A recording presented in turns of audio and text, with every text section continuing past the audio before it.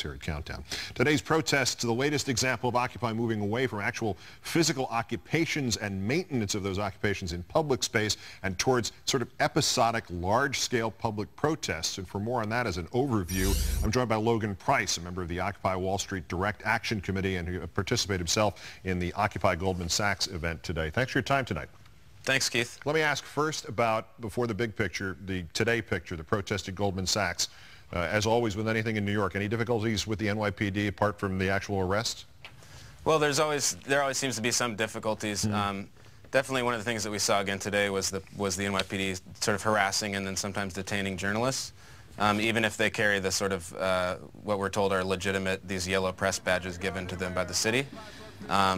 So we definitely saw some of that today, and we also saw them targeting people who were live streaming from our own media teams, or just taking video or camera with their cell phones, and that's definitely becoming a pattern too. It's an odd thing. You would think if they're behaving the way they're supposed to be, why would they care whether or not something was being live streamed? It would seem to be to their benefit, but we can discuss that rhetorically in some other concept and other time.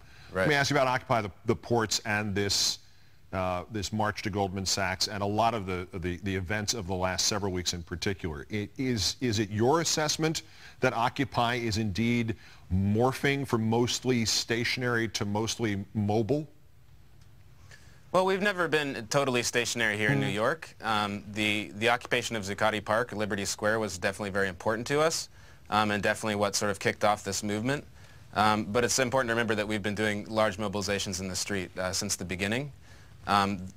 What happened today, hopefully, will be also a new pattern of going after some of these big banks that we know are responsible for the financial crisis, and really not letting them off the hook, and doing that nonviolently and creatively, and not just Goldman Sachs, hopefully, but many other banks like Bank of America, etc., and even trying to pair that with other tactics like people moving their money and closing bank accounts and stuff like that.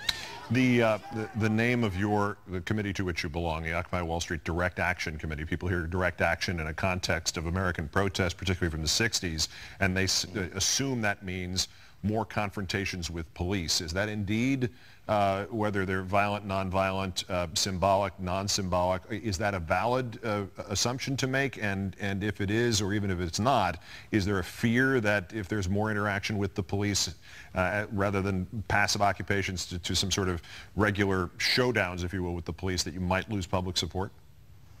Well, I think it is important, like you mentioned, that this is, nonviolent direct action, or civil disobedience, as we also often call it, is, one of the most important of American traditions.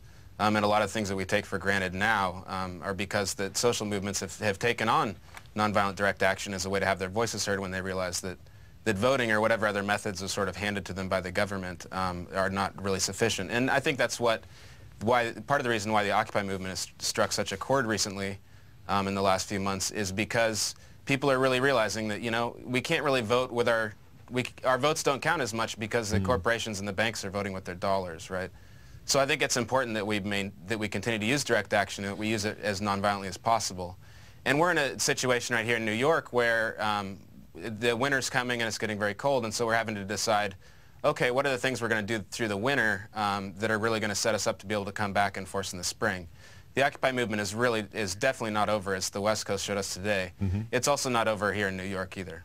And to that point, this may sound like the dumbest question you've ever asked. It may be one of the dumbest ones the dumbest one you've ever answered or been addressed, and it certainly is one of the dumbest ones I've ever asked. Is there some plan to take a holiday break, or where does Occupy go in the remaining weeks of the year? Well, I think a lot of us would definitely love to go home for the holidays. We don't all have that option. A lot of folks gave up everything they had to come here and to be part of this movement, and they'll be organizing through the winter. We have immediate needs to make sure that people have places to stay and stuff like that are warm and safe. I think some people will take the holidays off, but the movement itself is definitely not taking the holidays off. It may appear that way that things are slowing down, but a lot of that is because we are at a very important impasse right now, where we're having to sort of readjust and figure out what are the best strategies and tactics to move us forward in the next year. Logan Price of Occupy Wall Street's Direct Action Committee. Great thanks for your time tonight. Thank you, Keith.